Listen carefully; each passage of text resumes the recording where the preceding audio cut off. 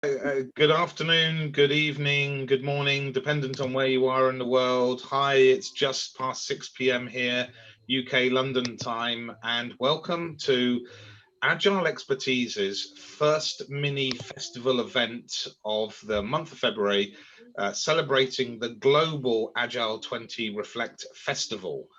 And really delighted and excited that this evening here in the UK, we have Nigel, Russ and Mark coming to share their time, their thought leadership with us over a couple of hour extravaganzas. And, without further ado, I think we are going to jump straight into our panel discussion with Nigel and Russ. And after sort of introducing the panel discussion title, gents, if you were be very kind to introduce yourselves and what you're bringing to the table in this conversation, that will be absolutely awesome. I'm also going to move it to spotlight view as well. So hopefully I can do that, and perhaps actually I can't. I'll do it. Perhaps Chantal, if you can do it, that'd be awesome.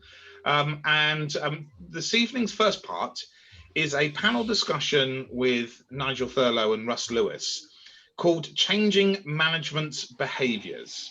And we've got some fantastic discussions about to happen. So welcome, Nigel and Russ. Thank you very much for participating in this. I'm going to be your MC for the evening, asking you your questions. And looking forward to a fantastic conversation from the both of you. So I'm going to go, because you're on your left. Nigel, over to you to introduce yourself. Hey, good evening, everyone. Good afternoon, good morning, whatever. As you can see, I'm this opinionated bloke in Texas. For those that don't know me, and I see some friends on there. And hey to Brianna in Texas, so I can see you down there. I'm not sure where you are. I'm north of Dallas, about 30 miles north of Dallas. It's about 20 degrees centigrade today for all those that really care about good weather. That's touching about 70 Fahrenheit in the afternoon here. But my background's with Toyota. I did this thing with Toyota for a while. Then I went off and did something with a guy called Jeff Sutherland for a while, and then made a fuss and wrote a book and gave some opinions. I also am responsible for creating something called Scrum the Toyota Way, which is a thing that evolved out of Toyota with my work there, which was sort of bringing together the agile and the lean worlds and sort of explaining it wasn't one or the other, it was one plus the other. And then more recently, I've created something that's behind me called the Flow System with my collaborators, Professor John Turner from UNT and Brian Rivera from the US Navy Reserves. And I tend to turn up on these things when asked and invited because I find these discussions interesting. And I'm going to hand over to Russ because he came to me and said, I've got this idea. What do you think? And I said, I'd really like to come and have a chat about that. So Russ, over to you. Thanks, Nigel. I'm a software developer by trade. I'm an engineer developer, got into Agile as Agile was becoming known, tried it, loved it, found it worked, and then found myself being pushed to lead Agile and eventually lead Agile transformations. The engineering part of it's easy, and I'm sure a lot of you will be familiar with this, is the people that we teach and we mentor in the groups, in the teams, they get it, because I've always thought that Agile was an engineer's solution to an engineering problem. But it started to become very clear to me that the management layers above those teams, all the way up to the very top, didn't really understand it in the same way. So I started to get very interested in how we support managers and management. And one of the things that I understood was that the penny dropped for me was that we weren't solving an organizational problem, we were solving an engineer's problem. So I became very sympathetic and empathetic as an executive coach. So what do managers say they want to do? What do management want to do? And for those that get it, they would say to me, I get it, Russ. I don't know why everybody else doesn't. We've got to, they've got to get the agile mindset. We've got to change management's behavior. So this theme became very interesting for me. And for whatever masochistic reason, I decided to sign up to do a doctorate in coaching and mentoring. And it's all about what is the impact of particularly agile coaching on management in transformation. And that's how we ended up here. Well, look, it is fantastic to have both of you here coming along and sharing this. And, you know, I certainly want to see the outcome of the conversation, whether, you know, there's alignment, whether there's some friction. This is going to be a bit juicy. So I'm literally going to come in with my opening gambit based on the title of the chosen panel discussion. Why should management change their behavior? So let me take that. It's in the context of transformation. So many of us are involved in transformation programs, whether they call it agile transformation, digital transformation. And the thing that I will always go to first is you wouldn't transform something that's working well. So the fact that you're launching a transformation suggests that you're aware that there's something wrong. And as you dig down into that and you ask sponsors of transformation, what's wrong? What do you want to change? They will tell you the stories that we've been hearing since the 70s, the Standish report, you know, the chaos surveys. Projects are late, they're behind schedule, they're 3 times over their costs. And I think we made this point earlier on, is if management could fix that, they'd have done so by now. If they knew the answers to that, of course they would have fixed it. So my view is there must be a problem, and management implicitly realize there's a problem, but don't know what to do about it. And they're very, very open to help. Nigel. Oh, I've been writing notes down and listening to you. And wow. So I think there's loads of problems. I think there's problems with the vocabulary as well, not your vocabulary, Russ. I think the industry vocabulary. I think the word transformation is nonsense. I doubt if people actually look up get a dictionary out, folks. I mean, genuinely get a dictionary. It's the most powerful weapon in business because people come out with all this nonsense. And when you read what transformation means, it actually means to turn something into something completely different, almost like metamorphosis when a caterpillar becomes a butterfly. So if you're changing a cow into a pair of shoes, that's transformation. But we're not going and turning a bank into a supermarket or a car manufacturer into a hospital. So what we're actually doing is we're doing evolution and modernization. And if people actually start to have the right use the right language and linguistics, that might help a little bit. But you're specifically talking about management behavior, and you use that word mindset again. And the problem with mindset is it's a set mind. It's a set of emergence of understanding and beliefs that an individual gets. And I can't convince you of my mindset and make you develop a new mindset. Only you can develop a new way of thinking and a new mindset. And the problem with management, the term management's wrong anyway for a start off, and you know, people use the term leadership and leaders, and I just got a LinkedIn request literally just before coming on from somebody who describes himself as a visionary leader. There's a problem already. That's a problem. He's a narcissist, and so, you know, already you've got this challenge, you know, and there's the thing called the Peter principle, the prince, and that you could Google this. It's a principle of people are promoted to their level of incompetence. And so what happens is you've got this culture that's grown over the years of being in control and telling people what to do and directing the ship. And that all needs to change because culture is a product of our behaviors. So we need to change the way we behave, the way we communicate, the way we interact, our shared mental models, our shared cognitions. And that will help us to actually transform the way we do things. I'm working on a thing I'm writing at the moment. And I actually, I talked to Dave West at Scrum Org this morning, and I said the subtext of it is the Achilles heel of Scrum. And the Achilles heel of Scrum, here's a spoiler for you, is the product owner. Because the product owner role, especially at scale, requires that we change the behaviors of the organization, the roles, the responsibility, the organizational structure. Anybody looks at Sutherland's work on Scrum at Scale, which I had some early involvement with in the early days, it means changing the way the organization functions.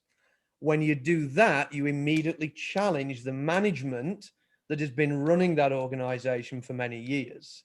So management need to look at their behaviors and look at the way they act. And this is where the transition, if you prefer, if you want to use the transformation word, that's where it needs to occur. How's that for an opening gambit? I like it. I want to pick up. Sorry, Giles. No, it's fine. I thought you were going to get a word in. I was going to come in with the next gambit, but Russ, go for it. No, well, Nigel's thrown the ball back into. I agree with you with transition. Transition is better than transformation. Agreed. Bridges transition. But you're having a pop at the product owner now. Mary Poppendike's all over that, and she's absolutely right on that. And there speaks a proper engineer from an engineering perspective, and I really support her. What's interesting to me, though, is that if you look at the Scrum Master role, all right. So when I started to do my little bits of research, I went back and I go, where did we first get this Agile coach? And it popped up in Unified Process, popped up in Kent Beck's XP, and then of course, Mr.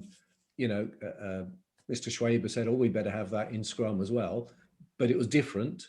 But when you read certainly the early versions of Scrum, the role of the Scrum Master, and you ask yourself, how would that compare with management? You can start to see the overlap. This is what good management, this is what Drucker's style of management looked like. So you've got these blurrings of the lines, and it is true that Scrum was very disruptive in terms of roles. Both the product owner and the Scrum Master were brand new roles. And this idea of a development team with no fixed functional role, entirely disruptive. And it's taken organizations, 10 or more years to realize that they don't look like that at all. So I'm interested in how we model this idea about servant leadership, which I think is also confusing for traditional managers, and those sort of behaviors, and say, but actually that's what we would want our management to do. So you sort of wander into another area. I think the challenge is everybody sees Scrum as a panacea. I'm not popping at the product owner role. I think the product owner role is a valid role. I think the ability to actually implement it in an organization is inhibited, and that's the challenge. And it's actually removing the inhibiting constraints to allow the product owner role to function. We can get into the sort of evolution of Scrum. I've been around, I know Ken very well as I worked with Jeff for a number of years, so I can tell you a bunch of stories and anecdotes there. May not be as exciting as this general discussion. And Drucker, of course, was the creator of Management by Objectives, and that's a little bit of a different course than we're now looking. We're focused, when I say we're, the people I'm working with are focused on distributed leadership, which is true empowerment. This is where, empowerment and delegation are two different things. Delegating means, yes, you can go do it as long as you come check with me first. Empowerment means you can go make the decision, and even if the decision's wrong, I won't take any negative action. There's no negative consequence against you, which gets into psychological safety from Amy Edmondson and various other constructs as well. And so distributed leadership is where the individuals start to display leadership characteristics, and those around them display leadership characteristics. And leadership characteristics about displaying the behaviors that you wish others to emulate or copy. And that's more leadership, and anybody can become a leader. And this is the challenge with management giving themselves fancy titles with the word leader in them when they're actually executive managers. So I say you do, it's still, they're still giving orders and we're still taking orders. And that's a completely different construct to distributed leadership and the leadership description. And then what happens is the teams, which are your Scrum teams, your development teams, your teams of people creating value, become collective leadership to the organization. We still need strategic leadership and instrumental leadership, but then we have collective leadership of the organization because we have truly empowered parts of the organization to make the right decisions. Back to my original sort of opening comment about narcissism and one of the theories I'm chasing up. And if you look at the word narcissistic and sort of look at some of the definitions, it's not as harsh as it sounds, although people can go to the extreme, USA in recent times. But and I say that as a voter in Texas, which is a scary place to be. Because Brianna, if she's still there, yeah, she's laughing. She knows exactly what I'm talking about. Yeah, buy a gun.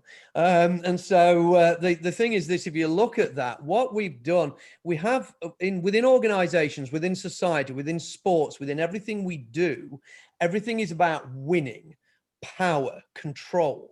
And now we come along with this thing called Agile and Scrum and all these other versions and offshoots of that, and say, yes, but now we all need to be equal and equitable and distribute decision-making across the organization.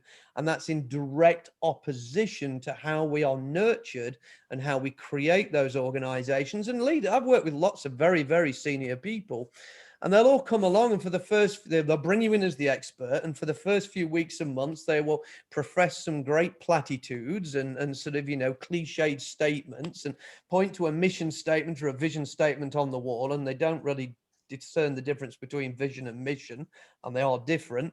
And they'll point to these things on the wall, and when you put things on walls, they tend to become that British thing, which is wallpaper, and so you don't notice it anymore. Yeah. And see, Matthew's having fun with this one, but he knows I'm right. And I told you I'm an opinionated bloke. That's why I put it in the thing. And so unfortunately, you get into this sort of, transformational journey. Everybody knows what needs to happen. And you have to ask yourself, why are we in this new transformation? Because if the old one worked, why are we now doing another one? Because if the previous one worked, we wouldn't have to do one now. So this is why it's continuous evolution.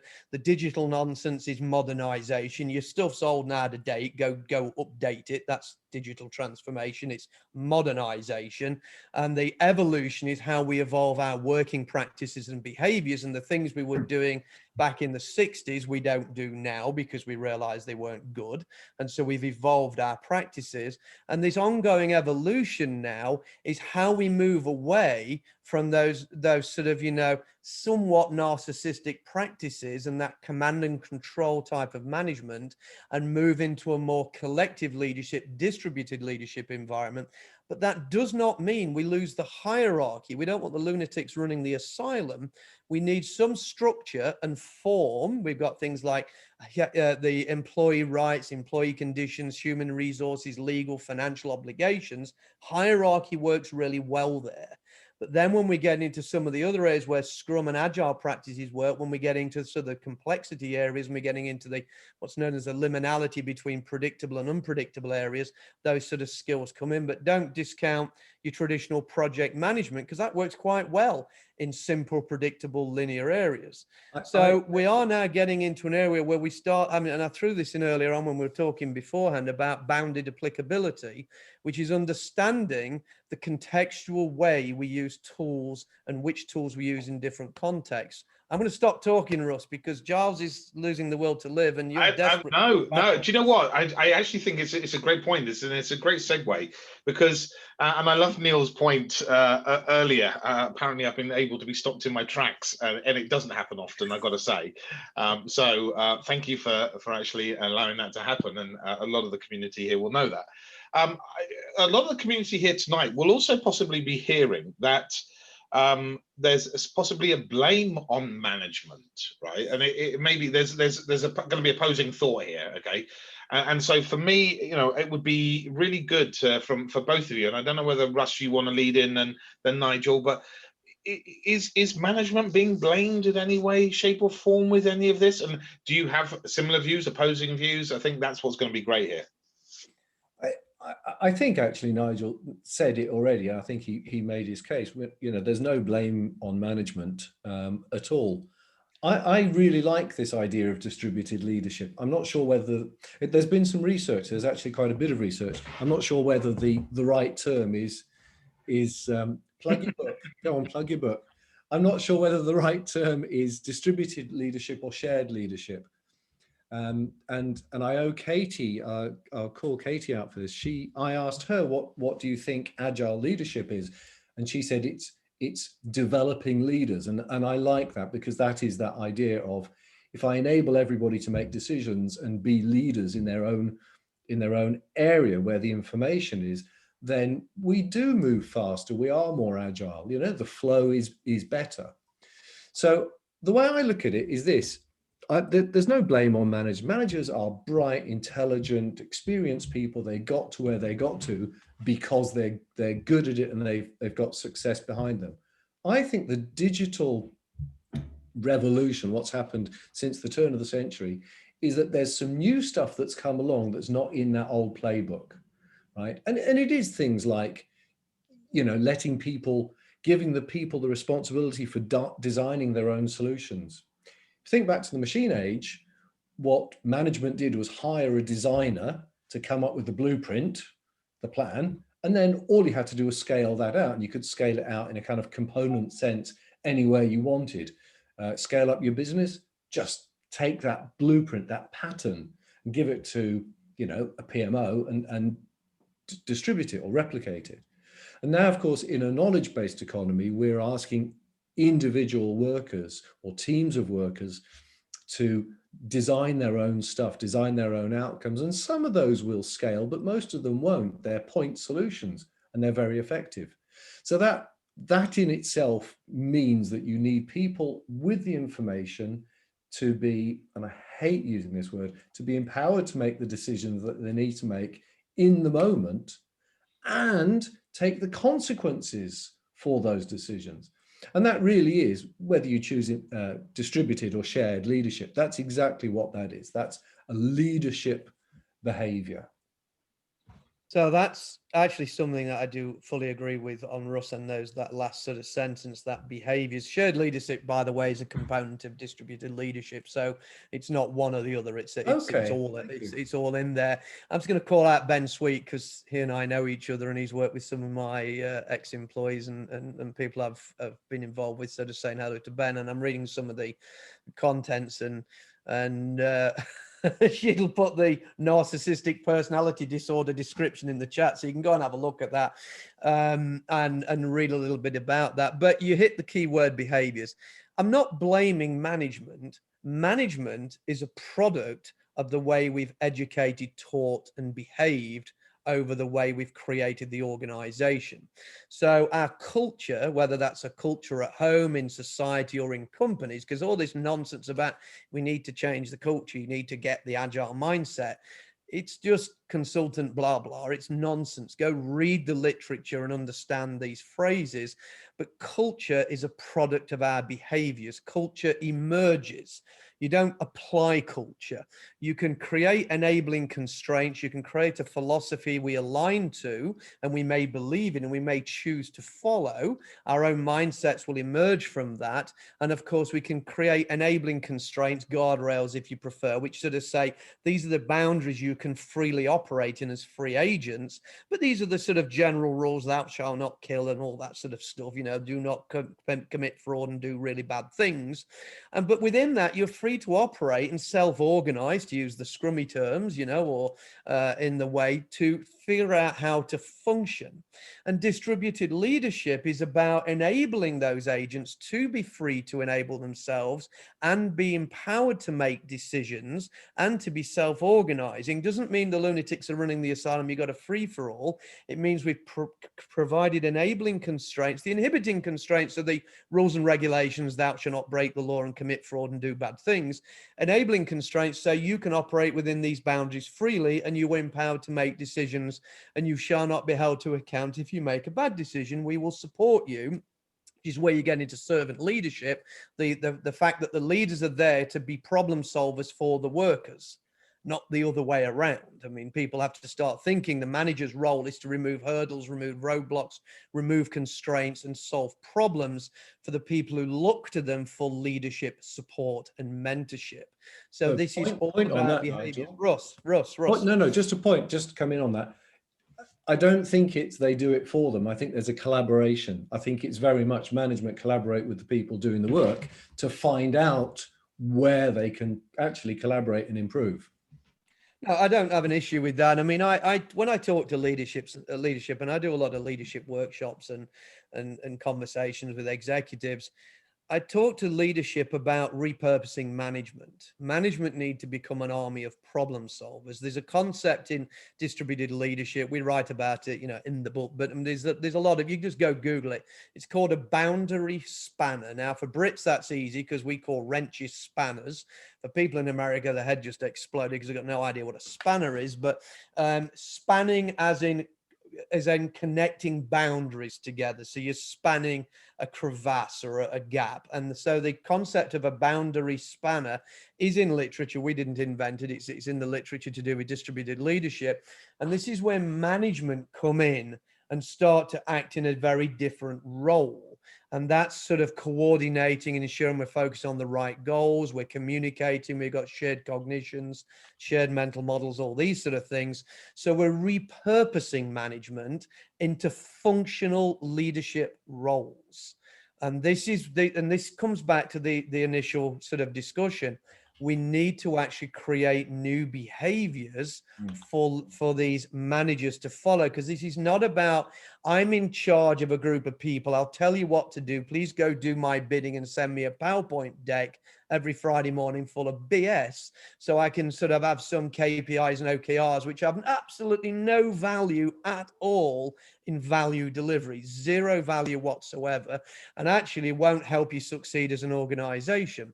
And there's plenty of ways to make money unethically. So, putting these KPIs and OKRs in are not the way to actually measure value at all. And so that's where my sort of focus of work is about moving everybody to a much different leadership model, changing the roles of managers, explaining that it's the evolution of their behaviors. Because if we don't, what you've got is all our philosophies in the lean and the agile world, and lean transformations fail for the same reason that Scrum and digital and all these other insert favorite phrase here fail, is because the behaviors of those in charge are rigid and fixed mindsets, and they don't evolve as the processes and techniques evolve in the way we do things. And this is where the problem is. It's not in the methodologies, it's in the behaviors. And I know, Russ, you and I talked about this the other day. Here's one for the lean folks out there. Lean has no tools. There are zero tools in lean. The tools in lean are human behaviors. If you take away the behaviors, there are no tools. So think about that one a little bit more deeply, and I'll throw this back to Russ or even to Giles. We're on question 2, Giles. Yeah, no, do you know what? This is absolutely awesome, and I'm sat here just quite happily, just taken along with the flow. It is brilliant, right? And I want to sort of just get into that point of, we all do our share of coaching in one form or another, whether it's agile, whether it's leadership, executive, whatever. Is this going to be the way to, a way to help these managers change? And there have been a lot of questions in the chat, and I do hope, and I've sort of responded to a few people sort of saying, please, when we get to Q&A in about 5 minutes time, please do, come on cam, come off mute, and come along and ask them to you guys. Is that coaching way an area which is ultimately going to help management? Yeah. I don't know who wants to go first. Let me take that, because I think all three of us, we've done our bits of coaching, and the division or the distinction between coaching and mentoring in itself is an interesting one. And as I kind of alluded to earlier on, the first agile coaches, XP, for instance, they were people that had learned XP and they were experienced, and they helped to accelerate a team through their own learning. And so Kent called them coaches, but really today we would probably call them mentors because they'd been there before. What's happening now is that the world of agile coaching is sort of moving itself much closer to professional coaching. So if you look at some of the certification that's coming out now for expert coaching, it's quite aligned to the ICF. Other coaching, professional coaching bodies are available. Now, where that style of intervention comes from is you, the person I'm coaching, you, the client, have all of the expertise and all of the innovation to solve your problems. I'm the empty vessel that helps you do that. Now, it's very powerful. It's genuinely a very powerful way of working. However, I'm not entirely sure that that's what the people that are hiring, certainly agile coaches, are expecting. They're expecting to hire people that were experts.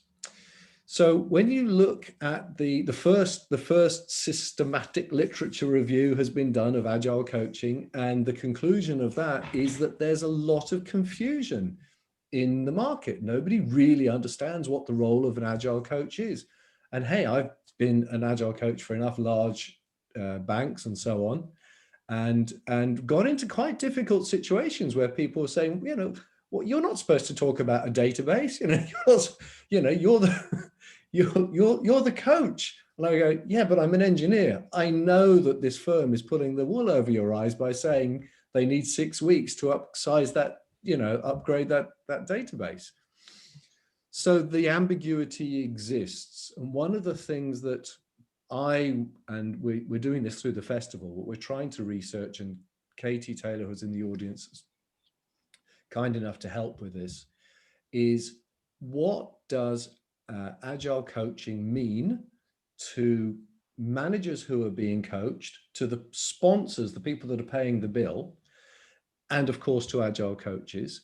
What are the practices? What sort of things are they doing? And importantly, what actually works for managers? So if you ask a manager, and this is what we hope to do, there's a survey, want to ask managers, what of all these things that you did with your coaching, what was effective for you? What's helped you in this transformation or in this transition? We're not as leading as saying, are you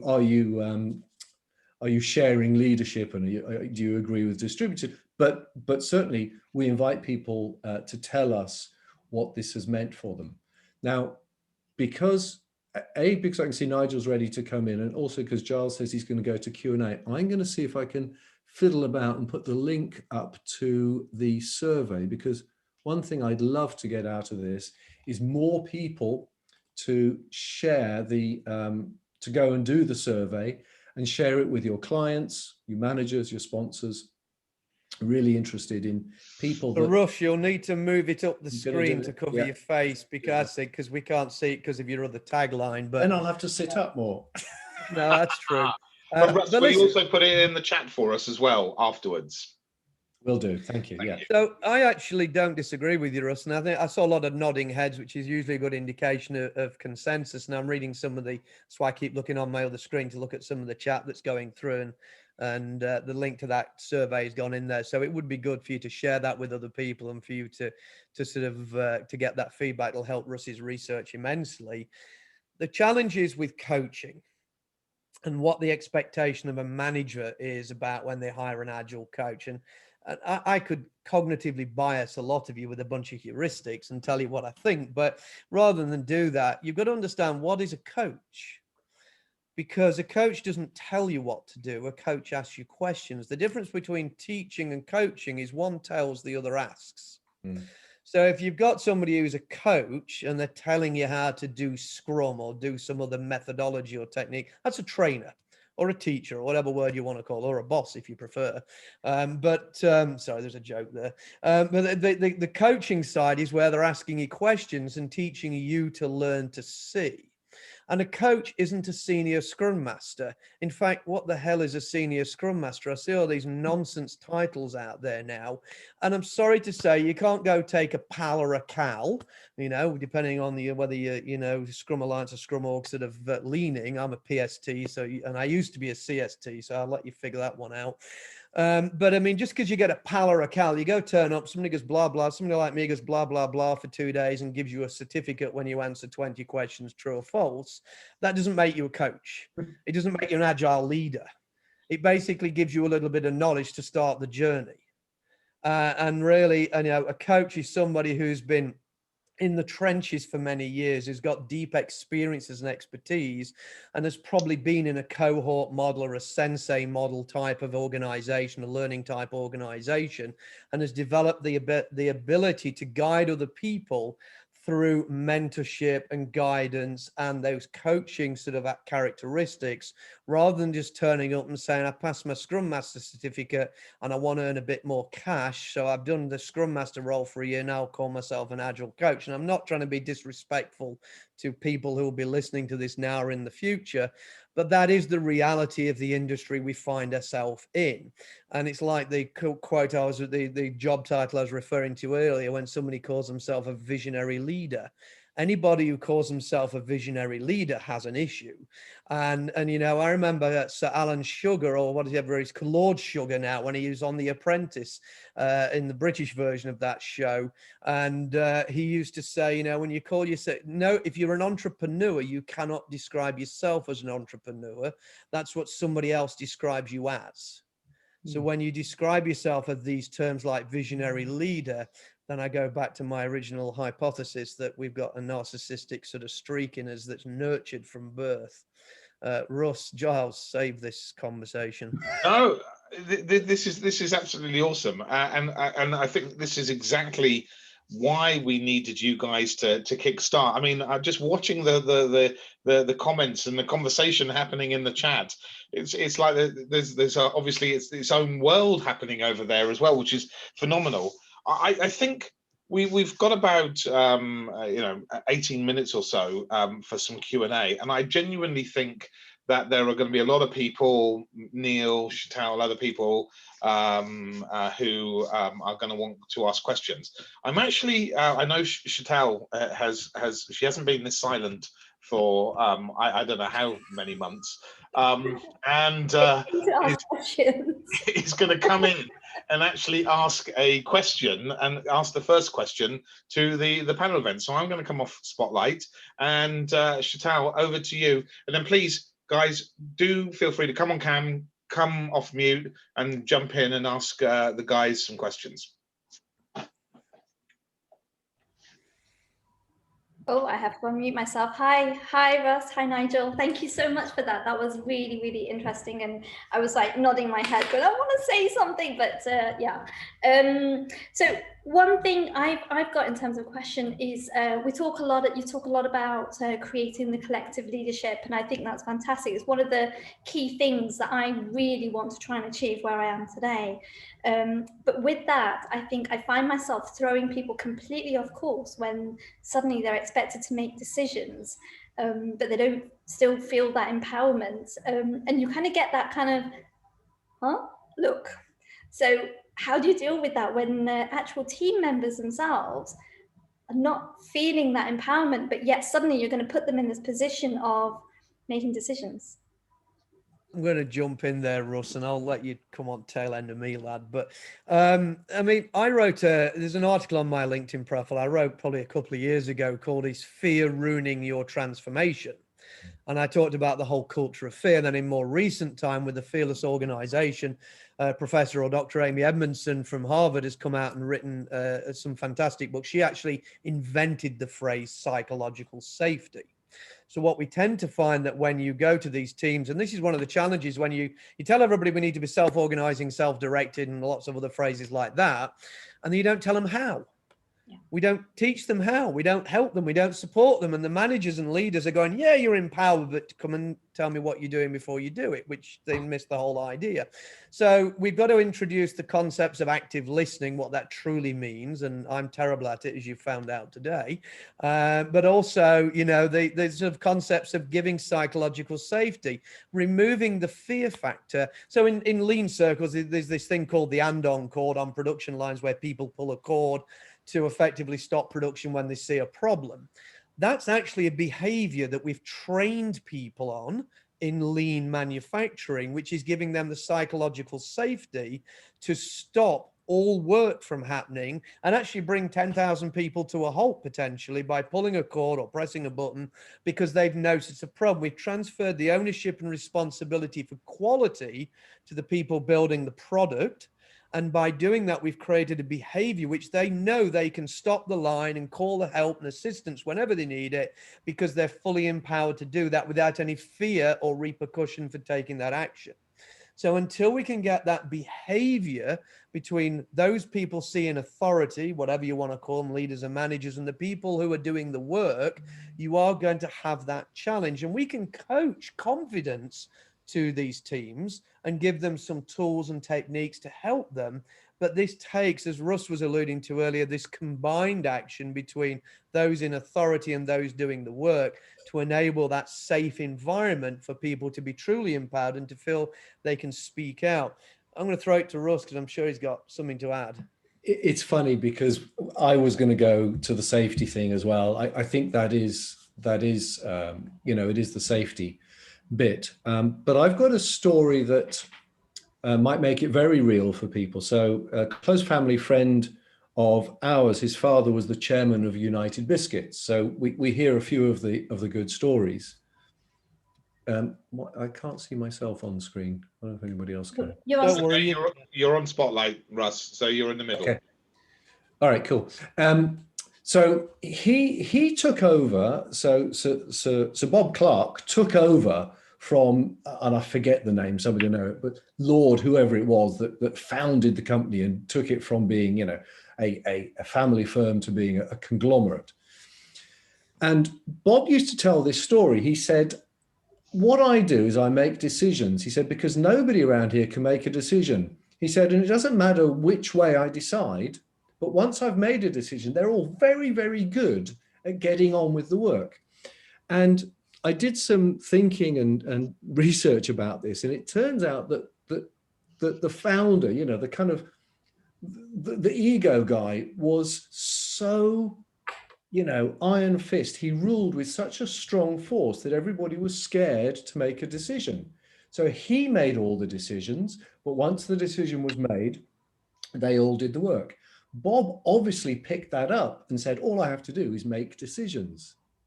And the other thing that he did that was very interesting and different, and by the way, he's a typical manager. So he's a trusted, a caretaker of the organization, right? Doesn't take big risks. The other thing he did was he always had an advisor. Didn't always listen to him, didn't always take the advice, but he paid somebody to give him the right advice. So I think that's a really interesting way to look at the difference between an organization that's run by kind of fear, and an organization that's run by somebody that's much more open to it. And then after him, you got a more mature organization where, for instance, distributed leadership would have come in. So just to add to that, I'm sorry, Sheetal, I'm just going to add to that one little tiny bit. I went through a bit of a catharsis 2 or 3 years ago with my team at Toyota. When I left Toyota last year, just so everybody knows, or about a year ago. But I went through a sort of a catharsis. I realized that I was the problem.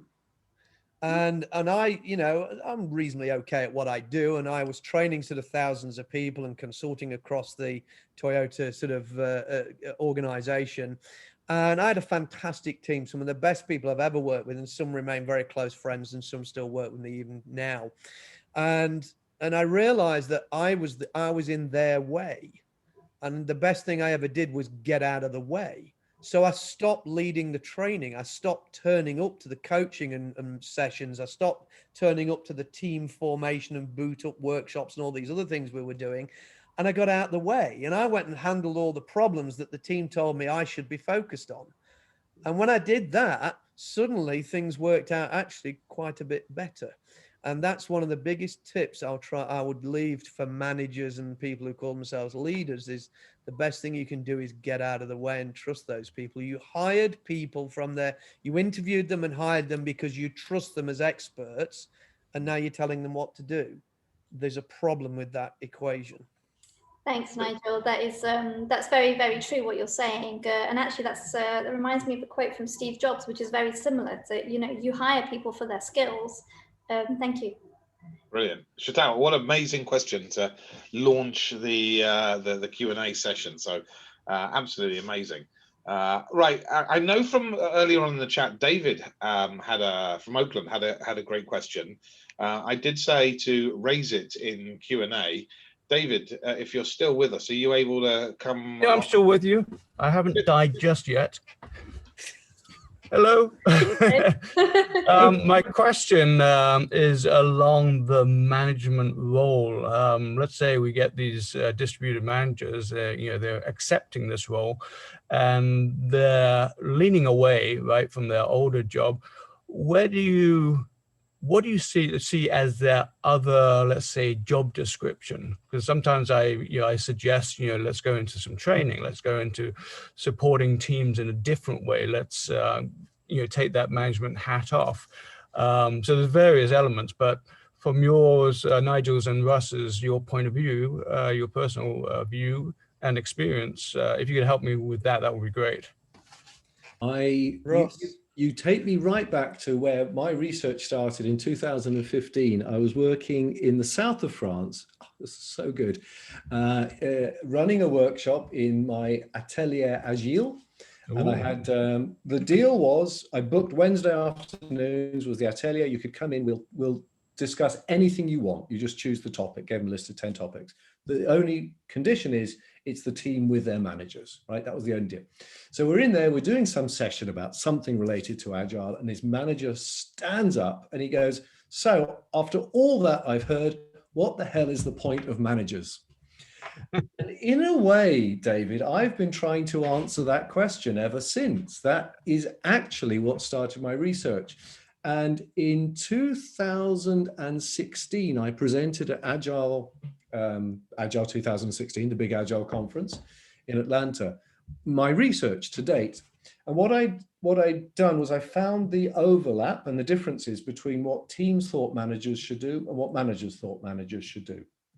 And they were fairly aligned, except for the fact that managers thought they solved the big problems and teams thought they solved the difficult problems. So that, there were those little differences. Right.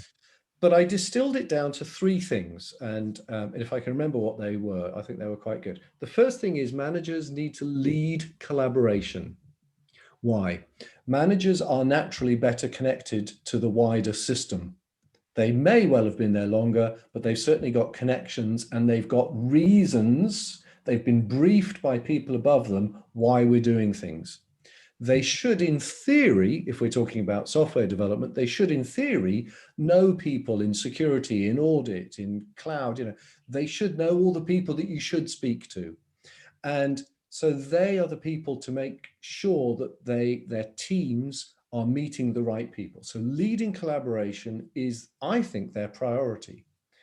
The next one is, I think, every manager owes their team, it's like a right. They have the right to know what is the highest priority work for them. Now, that manager may not be able to do that prioritization, but they need to ensure that prioritization happens so that somebody can say, I'm working on what I know is the most important thing for me in my job. So you ensure prioritization. And then the third thing, the most difficult, is they develop competence, including their own. And that means they're encouraging learning. And to the point we talked about, on Sheetal's question is they're putting themselves forward as learning something. In other words, there's some humility there that says, I'm even going to lead learning, or I'm going to learn alongside you because I'm learning as well. So that's my three things: lead collaboration, ensure prioritization, and develop competence. Just a quick what response. You've done there, Neil, is you've combined a bunch of different roles there. David, do you have any feedback on that? Yeah, I just wanted to give you a follow-up. So one basically is similar to systems thinking, right? We're looking at the whole thing. My manager is that person who can see that. And that's the same with project managers, because a lot of them do get their hands dirty. The highest priority is, I think that needs to be specified as highest priority for the vision of the company, not necessarily the product. So I'd like to follow up on that. And then the last one I think is good, encouragement, because it's visual, it's a behavior that you want to encourage throughout. So I think the second one, if you could just sort of drill down what that prioritization is, that would be really nice. Yes, certainly. Well, I'm going to, Russ, let me just... Hang on, Nigel. Go ahead. I got a fairly simple answer to this. So in a large organization, a lot of people will game the system. They'll talk directly to the developers and get their work done. And that's not fair on your direct reports. So you got to make sure that your people know what they're supposed to be working on so that they can hold that up and say, this is what I'm working on. If you want me to do something else, you have to talk to my boss. because otherwise people have that dreadful sort of split, they don't know where to follow. And it might be as simple as putting stuff on their backlog, and that's the order of it. So it could be as simple as that.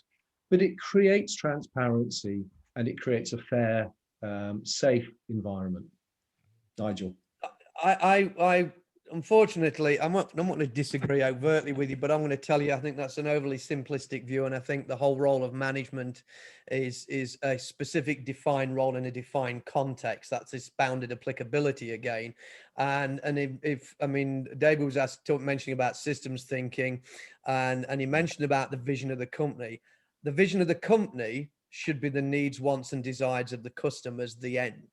Otherwise, what's the point? Without, I mean, you talked about Drucker, there's only one value purpose of an organization, or as I think of a business, he called it, and that's to fulfill the needs of a customer. I'm paraphrasing here, not quoting exactly, but go read Drucker on that. Now, the challenge with a lot of organizations, their vision is to make money for the organization. And the way we incentivize managers and leaders and executives is all about make more for me, the individual. And so they focus on that. So they're actually, there's a whole bunch of issues with the way we currently run organizations. And this whole concept about management, if you understand anything about complexity thinking and the domains of complexity, I'm not going to go off Knevin on you here, but you've got predictable and unpredictable areas of complexity thinking. But if you're in chaos, okay, so the pandemic was chaos. We went from confusion, or aporia, if you want the fancy word for confusion. Dave will kill me for saying it that way. And then we thrust ourselves into chaos. You need command and control. You need managers. You need people to tell you what to do, when to do it, and to do it now. Because we're in chaos and we have to try something and hope. We act, sense, and respond. We have to do something. This isn't the time to have a chat and to hang out and be all what's the word in holacracy? Holorotic? No, I don't know what that word sounds like. Holocratic. Thank you. So we don't want to go all holacracy and sort of equal rights and everything when we're in this major chaos. We got to sort of just act. And that's where you want command and control. When you get into the sort of predictable side of the world, the process, the system is optimized. So there is no need for management. It's standardized, repeatable process, linear causality, nice and easy. You get into the complicated realm, which is not complex. It's just where things are more difficult. You need expertise. And that's where you need to empower your experts. And when you're in the complex realm, and Dave Snowden wrote a great piece today about explaining complexity. You go find on LinkedIn. That's where you need more of the types of approaches we've been discussing, where you've got more collective leadership, more collective involvement. So you've got to think about the applicability of the roles we have. And a manager is a very defined role that works in a specific context. It doesn't work as a general concept anymore. And that's one of the challenges we have. David, I don't know, I'm going to come back to you just to wrap up that thought. Can I challenge both of you? Nigel, that sounded black and white, and obviously it's not black and white. If you look back, if you retro COVID, management was really poor. Now, if we're just switching gears, go back to the teams, and we're advising, self-ownership, responsible. There's a core team, right? At some point, that team can make the choices themselves without management. And then the third point I wanted to say is, which is reflective of those 2 points. I've seen many people who are managers or whatever, they've worked together. COVID is a perfect example, where they've done things, they've switched gears themselves, taking that ownership. At that point, I think, well, just like, do we really need management? We do need a certain level of leadership within the organization. But if the organization is flattening, and if we're true to our goal, the presumption is that teams will be able to raise their game, raise their prioritization, and enable that company to meet, as you said, the needs and the wants of the customer. Yeah. So let me. I know that. Hang on, Nigel. Let me. Hey, Nigel, can we have Russ speak first, and then we'll go over to you. I'll do a really quick one on this.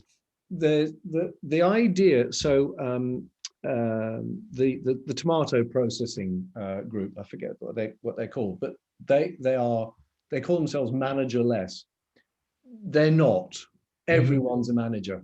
It's like distributed leadership. Everyone's a leader. So Right. those are organizations, they've evolved themselves so that they are all managers, right? Yeah, and that's kind of the point, sort of build that skill set. Exactly. That's, so you can't that's a do great without point. management. You need management, but wonderful if everyone is a manager. That's the best. Actually, I don't disagree with either of you. And to your point, David, I'm not saying it's black or white. In a complex adaptive system, we are continuously moving between different parts of the way the system interacts and operates, and we need different skills, different techniques, different tools. And in some areas we need management, in other areas we need leadership, in other areas we need distributed, empowered, sort of distributed leadership or decision making. And so it's this bounded applicability. There isn't a one size fits all. We're in a complex adaptive system. COVID's a complex adaptive system. We as humans are complex adaptive systems.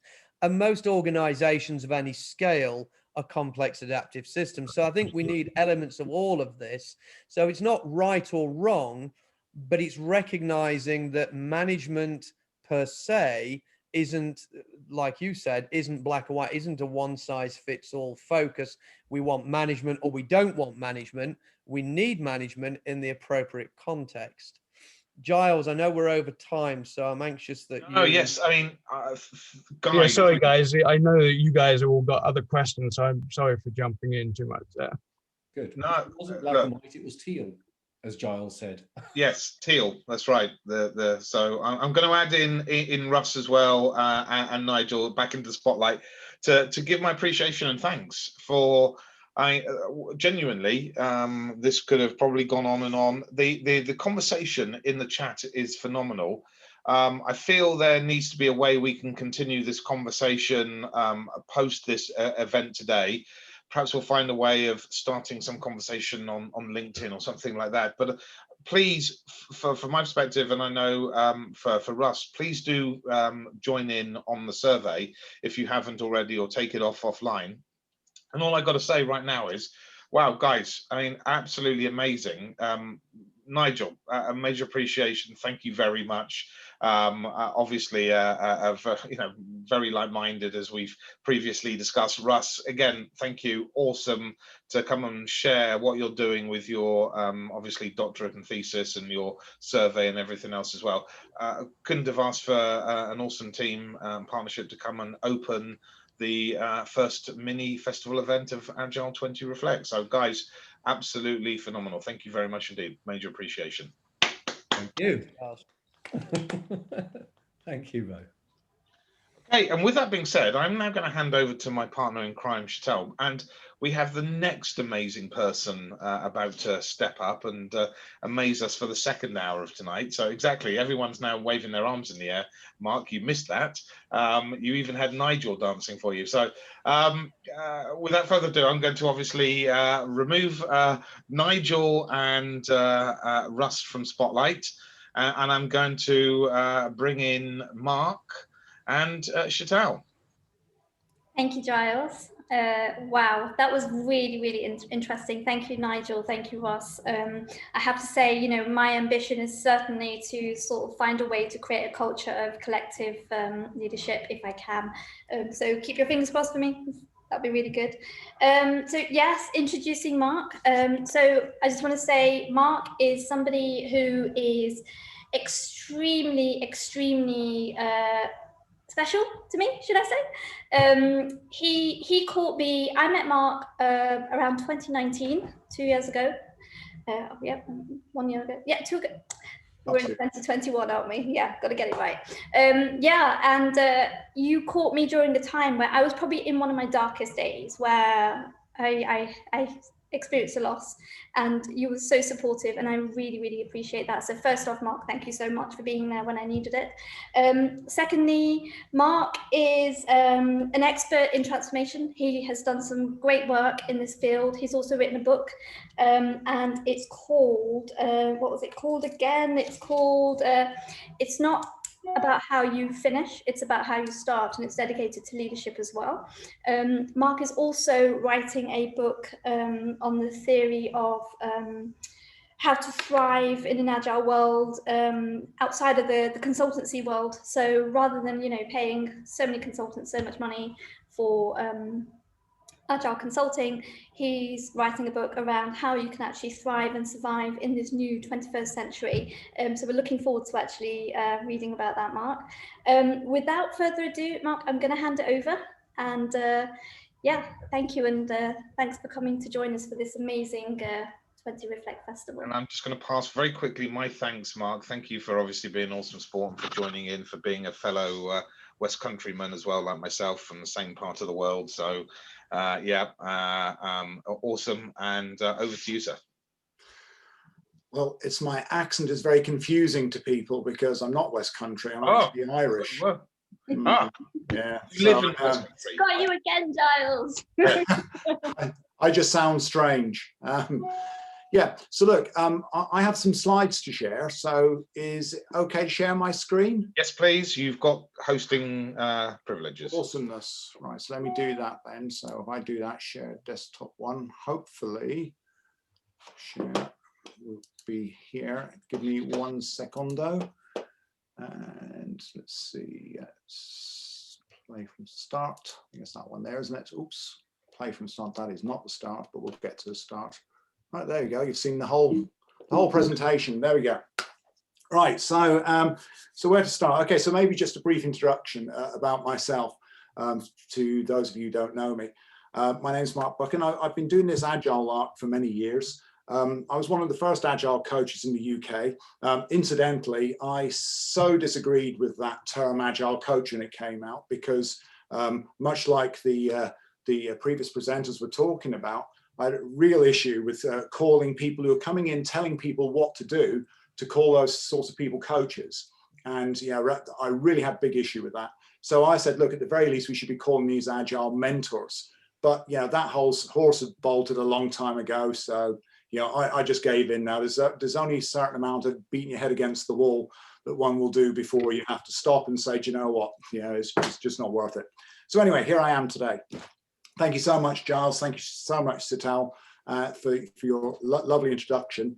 I'm going to rattle through some slides here. What I'd like to do by way of saying a bit of a pre-frame around them, these are some ideas I've been having because for the last 2 years, I've been on a sort of sabbatical. I've not really taken on any work because, you know, I won't go into the whys and wherefores of it, but let's just say I've been rather hacked off with the Agile industry, to say the least. And let's just say I've been burnt more than a little too often for my liking. So this has been about me going inside myself and actually looking for certain answers. And I think I found some, and I'm sharing them with you today as some broad set of ideas about where we might like to take Agile, because having listened to Nigel and Russ there talk about some of the issues, there are so many pervasive issues in this field that we work in, and it's as we'll rattle through some of them now, it's I'm sure some of you will be nodding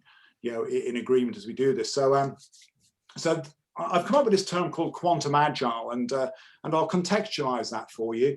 But ultimately, what I'm going to give you is the message is, look, Agile's in your hands. It ought not to be in the hands of bunches of overpaid consultants or coaches who think they know better, because I can promise you there are no greater a bunch of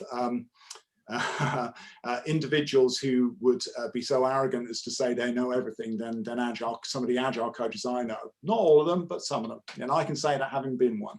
So let me give you some contextual definitions here about quantum agile. So what is quantum? So I borrowed the term from quantum physics mainly because I'm using quantum physics as a sort of a backdrop to a lot of the new thinking that I want to engage myself in. I'm a great believer in doing things that we're passionate about, and I've been so interested in quantum physics now for some years, ever since watching a film called What the Bleep. I don't know if many of you have watched that, but if you haven't seen What the Bleep, it's an awesome film, and you can find out all sorts of wonderful stuff on YouTube from a lot of the scientists who've appeared on there. So this isn't some hokum or some new age set of theories that people are coming up with. This is all scientifically proven. Quantum physics is about the most highly proven of the sciences out there, and it is very much worth a look. So hence I'm always curious and wondering about, well, look, what new things can we bring to change and to change management? And interesting hearing the guys talk about transformation a little while ago, because I tend to agree with Nigel that transformation is a term that's overused. However, I do believe that transformation is in some ways usable, and I tend to think about Anderson and Ackerman's definition of transformation. They've got a great definition of 3 different sorts of change, and transformation being the most extreme of them. Anyway, that's a bit of a tangent, probably not to go into today, but very happy to share some more information with that with you if you want. So what is quantum? Quantum is a discrete packet of something such as energy. So quantum is about levels, and I'm looking at quantum agile as this next level up. You know, we've done agile now for some time, which I'll give a brief history of, but now where are we going to go with it? So I'm believing there's a level up. Quantum is also about relating to or employing the principles of quantum mechanics. And I'll touch on some of these things, only a couple of things, but there's a number of things about where my thoughts are going. There just isn't enough time in, as you can imagine, a 30-minute presentation to go into all the whys and wherefores and teach you all the wonderful stuff about quantum physics. Plus I couldn't anyway, so it doesn't really matter. What is agile? Well, look, agile from the context I'm talking about here is a mindset, a culture, and a way of being that is adaptive and continually changeable. It's not about a process. A process is a small, tiny part of it, as the manifesto would say. It's part of it, but it's not all of it. But as we'll talk about, mindset isn't actually where it's at. You know, we actually need to get out of it, and hence the idea of the quantum jump. So what is quantum agile? It's the next level of mindset jump, if you like. So I'm going to take you back now some years. I'm 55 years of age, so I've done a lot of schooling in my day. And when I were a lad, I were brought up to believe that the classical atom is just like it is there on the screen. And you've got all these electrons which fly around, neutrons and protons, and that's exactly all that mattered. So there we are. There's a little pun there for you, and we'll come back to that in a minute. But now, actually, physics is rather different. As you can see, there's the charts that now we ought to be looking at are all the different elementary particles. Are not just about photons and electrons and such like. It's got very confusing. There's so much more now that's been discovered in the last 30 years or so. And in fact, all these discoveries have been going on since the 20s. And see, I've lost someone already there. That's all right. That's fine. It's got so much so now that where we don't know our quarks from our leptons. So there's a bit of a quantum physics joke for you. So when I started out in Agile many years ago, I've been doing Agile before it was a sexy term, because I like Russ, was a developer, and I was playing war games, on Portsdown Hill, doing pair programming, with with another individual, and absolutely some of the best times in my life. And I can't really tell you much more about that, otherwise I'd have to kill you. So the Agile Manifesto, as we all know, I'm not going to go through, but look, it started very simple, where Scrum and DSDM, which came about in 1993, the first of the methodologies, and maybe RUP were probably about your only choices back in 2003. I might stand corrected on that, but there we go. But now things are a little different. There's all of this stuff that's available. All of the things like SAFe and everything else. And please don't get me started on anything like such as SAFe, because you'll just get me very wound up. So I'll move off that really quickly. So look, that's Agile, in sort of a parallel to quantum physics. It's now just descended into almost anarchy, where it's a bit of a free-for-all. Somebody on the chat a little while ago, they gave a new number for how many Agile transformations fail, or how many succeed, and they reckon only 5% succeed. Well, according to McKinsey, 77% of all Agile transformations fail. And in my book, which I've put up there, thank you for the promotion, Sital, much appreciated. There's 5 mistakes, that organizations make, and I'm not going to go into those today, because what I don't want to do is to be focused on what the problems are. I want to hopefully give you some solutions. But at the top there is the lack of informed dialogue. You know, and again, talking about coaches, as the guys were a minute ago there, lack of informed dialogue about really what is a coach supposed to do and what do they actually provide by ways of the team. So again, it's always interesting to know what it is we actually mean by that, by agiles and coaches and all this sort of fun stuff. But look, here's where I feel it's all gone rather wrong. Rather than focus on a process, you know, which is what all of these things seem to be. Any conference I ever go to, I've just stopped going now because I get bored of it. You know, the idea that people are talking about process, and the first line in the manifesto, individuals and interactions over processes and tools. And everyone would always say this. And all these conferences I've gone to, I went to the Agile Business Conference since the year dot, and I'd hear people get up on the stage say, yes, it's all about individuals and interactions, but let's tell you how to do a retrospective. Let's tell you how to do a stand-up. It's like, oh my God, sweet Jesus, do I need to listen to any more about process again? No, I don't. No, thank you.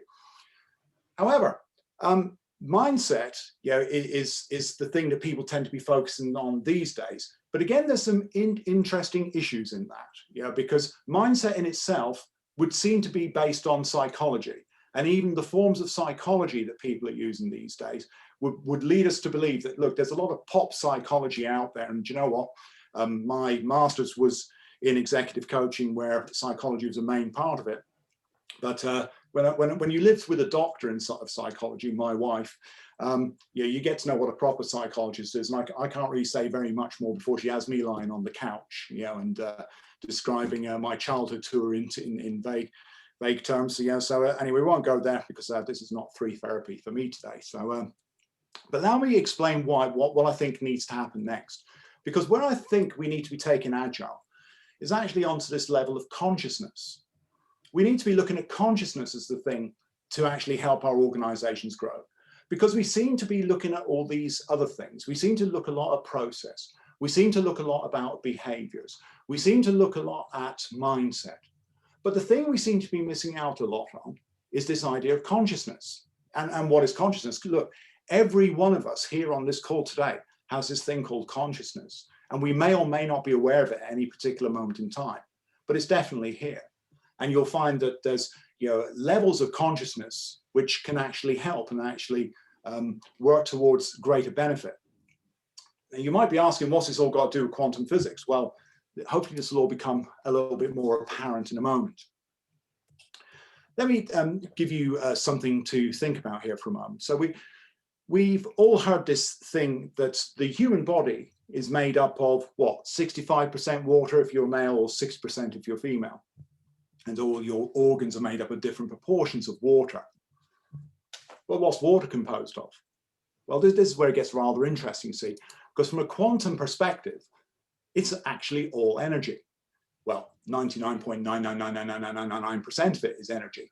There is very little that matters, hence my little quip earlier with the inverted commas around matters, all that matters. Look, there is very, very little matter out there.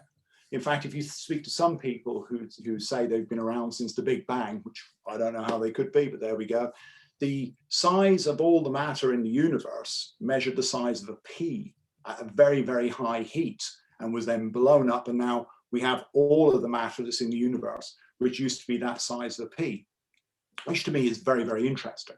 But again, I'm assured by the scientists that this has always been the case. So is all just energy?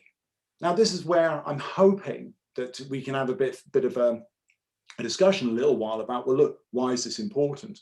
And, you know, this whole thing about understanding what are we really made up of, because we're all energy.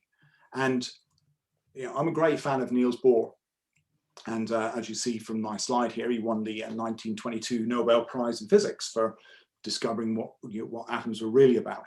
And there's a little quote from The Simpsons there, the boring world of Niels Bohr. If you've not seen the episode, it's one that makes me laugh anyway. So where Homer ends up squirting ice cream at the TV. But anyway, that's probably not for discussions now. So what does this mean? So I bring us on to a very interesting chap called David Hawkins. I don't know if many of you are familiar with his work. But he wrote this excellent book, and in fact, he started writing this book back in the 50s, and it actually only got published in the 90s. An excellent book called Power versus Force. Now, I've politely borrowed this just to give you an idea, just to give you some idea about what it is I'm meaning here now by this map of consciousness that, that Dr. Hawkins provides us with. Because what I'm actually saying here, it's not me to say it at all, is that the whole fact that we are made of energy. So what is energy? And I like this quip. I don't know who actually came up with it originally, but emotion is energy in motion. Yeah. So emotions are primarily what we express. And in this map of consciousness that Dr. Hawkins provides us with, we can see that there are levels of consciousness. Now, what I was really impressed with in the chats that some of us have been having offline, not rudely, not listening to Nigel and Russ when they were talking, but there was some good talk there, and I heard this idea of fear actually being mentioned. And see, look, this is powerful stuff, because if we start to think about the emotion and the emotion from where we actually start from, and if you look at this map of consciousness and where fear actually lives is way down the bottom, actually calibrating at the level 100 here. Incidentally, this scale up here is a logarithmic scale, but look, I'm not going to go through all this for you today.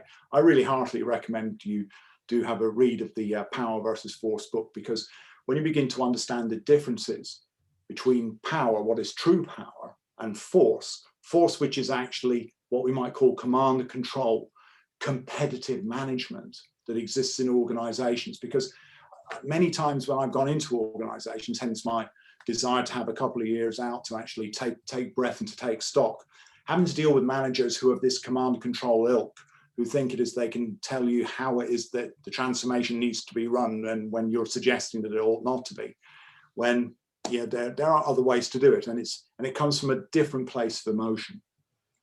So so the idea here is, look, our own emotions can profoundly impact our environment with our energy. Yeah, and this becomes an important aspect. This is why I believe this is a step up in terms of how we can apply ourselves in the context of an agile transformation, in the agile transformations we involve ourselves in, be that leaders, managers, or coaches, mentors, consultants, call them what you will. So the core tenet here of quantum agile is this one thing over everything else. I'm just using one value at the moment. It's my hope that over some time that I'll come up with a few more of these conflicting value statements that are rather akin to the ones you'll find in the manifesto. But the key thing, more than anything else, this is about managing energy over managing time. See, people have become so obsessed with time. There's only one problem with that, according to some people such as Carlo Rovelli here. Time doesn't exist. Time is a construct, that's made up in our heads. Yeah. Now, of course, you can't really get away with saying that to managers and leaders in organizations. Yeah, but time don't exist. That's a really career-limiting move. Where you'll be shown the door rather quickly. Well, if time don't exist, neither does money. So on your bike, mate. So it's not really a cunning way to go. But to understand here that, look, managing energy over managing time means that we do have this conflict. The conflict both at the quantum level and general relativity level. That's easy for me to say, where the curvature of space-time doesn't actually fit into quantum mechanics, and general relativity doesn't account so well for quanta. So there is always going to be the conflict of theories coming together. But rather than it being either or, maybe it's a both and, that we can look at both of these things, because like we say in the manifesto, it's both sides of the equation, not just one over the other.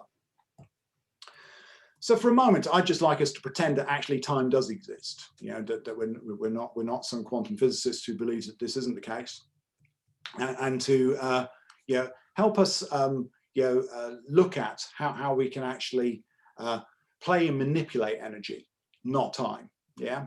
So to this end, what I would suggest is that we look at utilizing a different psychology of mind, rather than using a psychology of mind, to start using a psychology of energy. And there are many psychological models out there that exist that actually deal with energy as opposed to the cognitive type interventions. I'm sure many of you here as coaches would have heard of things called NLP. I graduated as a master practitioner in NLP way back in 2003 when I got my first coaching qualification. But I find that, look, yeah, that actually only takes you so far.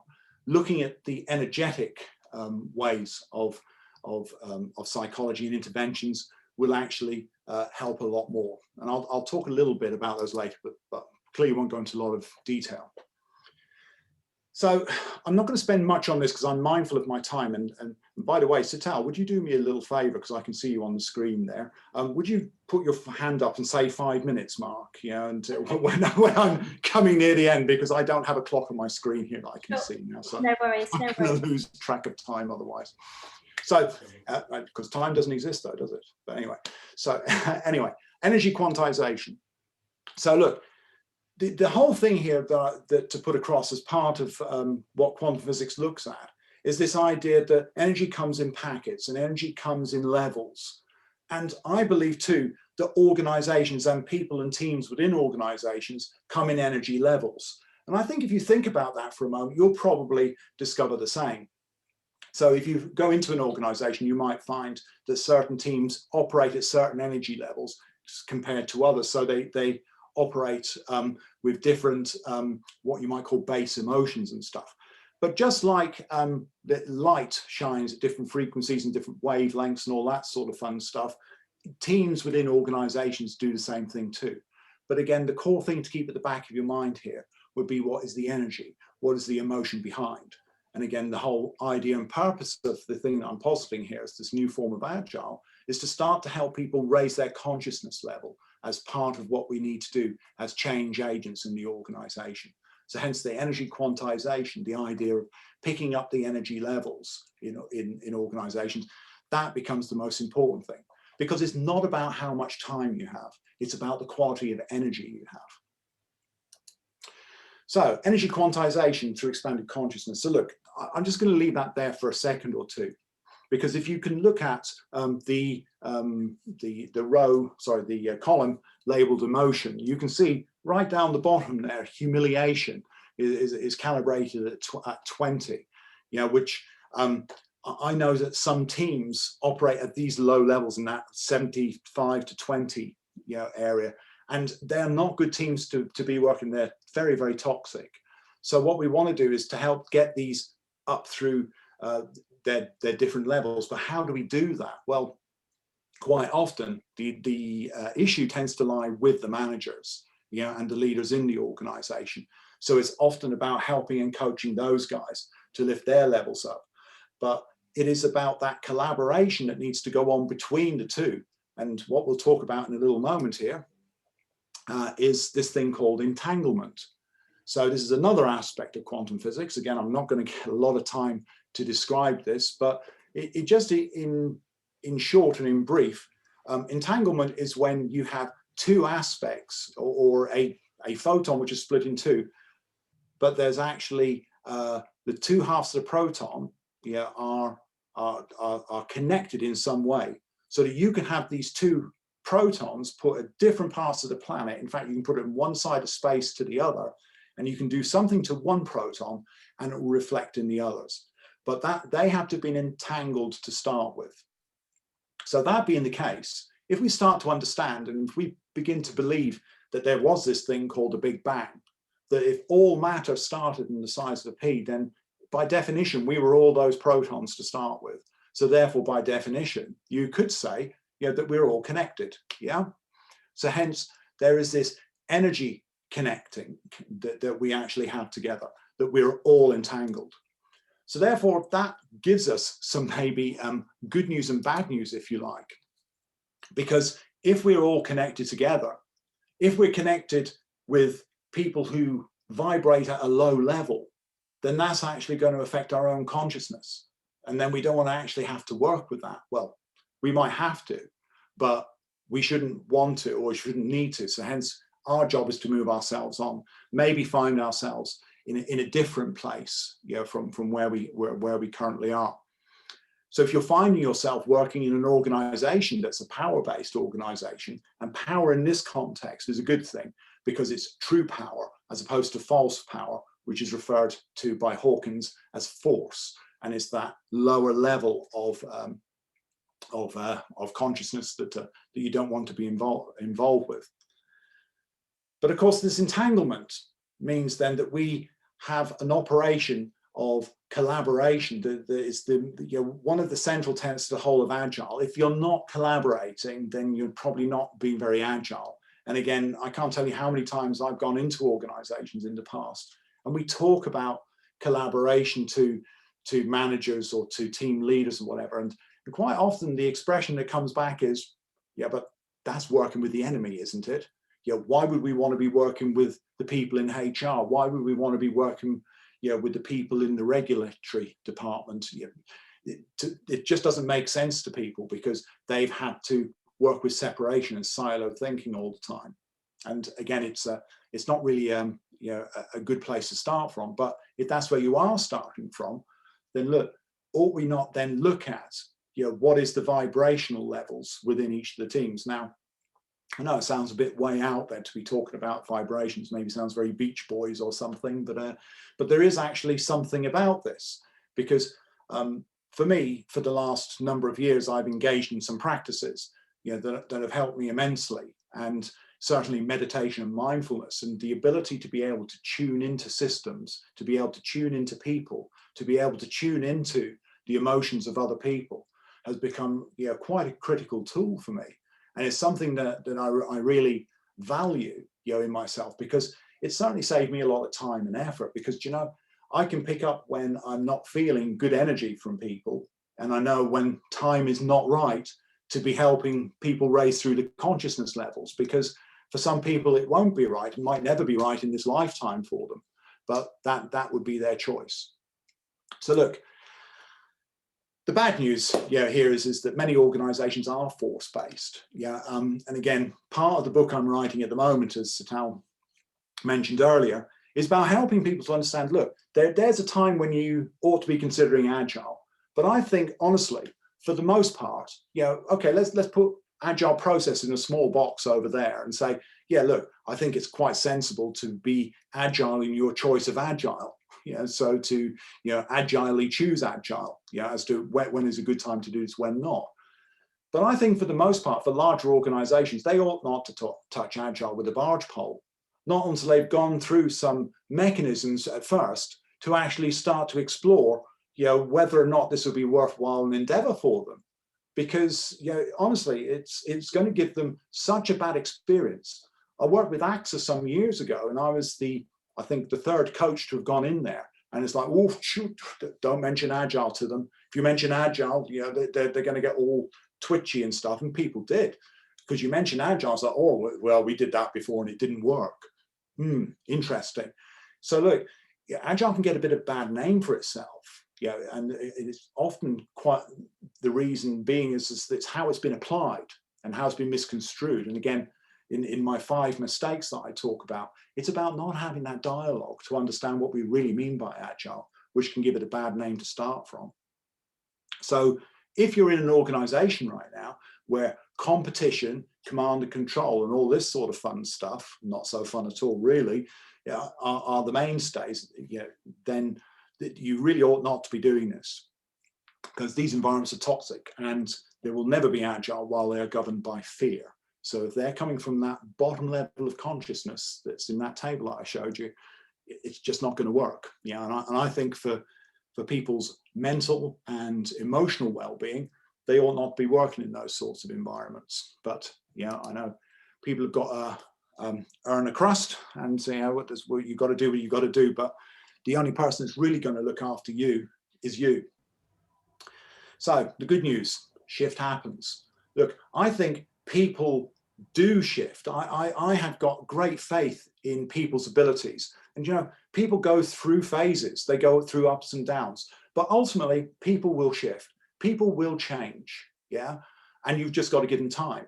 You've got to find the right way, of going in, because I don't think people intentionally choose to operate at the lower levels of energy. It just so happens that that's where they start from. and we all evolve in our lives.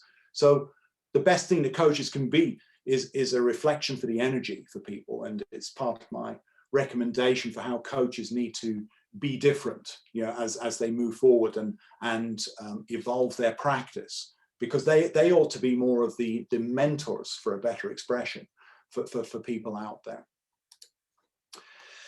So energy-based interventions and technology. So there's a few things there that I think are really worthwhile looking at. Using the power of energy and emotion, leaders, managers, and coaches will be able to make change happen easier by just doing different. Because I know that's what's happened in the past, is that people will say they know Agile, and they say they are Agile, and they say they're being Agile. But really, there's this thing called the Dunning-Kruger effect, you know, where people actually don't really recognize or understand how good or bad, you know, that they really are at any particular moment in time. But the one thing that we have to understand is that if we go into organizations thinking we're going to fight something, that fighting is really not going to help anything. That immediately puts you at the lower levels of consciousness. So like the quote from Socrates here, you know, you ought to really be focusing on building new. So rather than going in solving problems and focusing on problems, it is about looking at what solutions can be. But that's not to say that we have to do something to break out of some of the stuckness that our organizations might experience. So very briefly, I mentioned earlier about some of the more energetic interventions, and here is something called the cycle of experience, which comes from Gestalt therapy, which was created by Fritz Perls way back many years ago.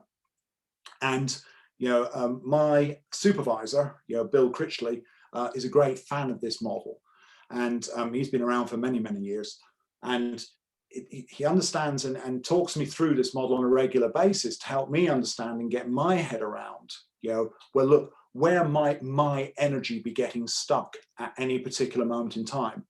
Because the first thing that we ought to be doing when we go and help organizations or help our own teams, and even help ourselves to start with, is to identify and remove blockages. So if you're doing this on a personal level, I know one thing that's helped me tremendously has been using Qigong, you know, to help remove energy blockages, which is part of a Chinese healing technique, for want of a better expression. It goes back thousands of years, and a bit similar to Tai Chi. In fact, it's the father or the mother of Tai Chi. But it's been very, very useful, because sometimes our own bodies reflect what goes on, you know, in the real world out there. Certainly within our own mind and our own focus. You know, there's this idea that physical manifestations of illness start in the mind but show up finally in the body. So if we can start to get to understand where our own particular blockages are in these particular areas, and you might find that you're blocked in awareness. In other words, you keep getting stuck observing, but you don't get to move on to the energized level, then you'll see that stuckness will be something you'll have to deal with. So hence looking at some tools to help you address the different areas. That really for me is my job as the coach, consultant, mentor, whatever, as I go into an organization, isn't to say that you're not ready, but to find out, well, look, where are you? Yeah, and where to take you to the next place. Identify where your places of stuckness are. Identify some tools that can be useful for people to use on their own. You know, because as minimal as the coach can intervene, I think is better. Because myself and Katie had some great conversations in the past when I used to do some work for the Agile Business Consortium. And kudos to you, Katie. Nice to see you online here tonight. Yeah, we had some great chats about what the responsibilities of coaches are, and I think coaches take on way too much responsibility, you know, for the growth and development of individuals, and they ought really not do that. They ought to be allowing people to find their own wings, if you like. So more thoughts on applying quantum to Agile. Because I'm running out of time, I'm not going to spend any time on this at all. But look, there's all sorts of fun stuff that I think quantum physics can actually give us, especially this idea of quantum tunneling. I would love the idea of walking through walls. I don't know if you've ever seen the film Men Who Stare at Goats, where the colonel at the start was wanting to try and run through the wall, and he was trying to get himself to do that. And there are supposed to be some yogis at some certain parts of the world to be able to do all that sort of stuff. But anyway, there's a whole bunch of things that we can think about how we can apply quantum physics to Agile as we move forward. And that's part of my wonderful set of thinking that I'm going through, in these months as I sit at home and take a wage from Mr. Sunak and his and the government. Thank you for that, much appreciated. So in closing, for Agile to go to the next level, quantum, and for its broader acceptance and success, leaders, managers, and coaches need to not only do different, but be different by raising personal levels of consciousness. Because from my perspective here, a rising tide raises all ships. If each and every one of us can take responsibility for our own consciousness level and push it to the next level and evolve it to the next level, then we do so much great in the world. We do so much great for our fellow humans. And raising consciousness is achieved firstly by working on your own energy and emotions. It's not about fixing other people.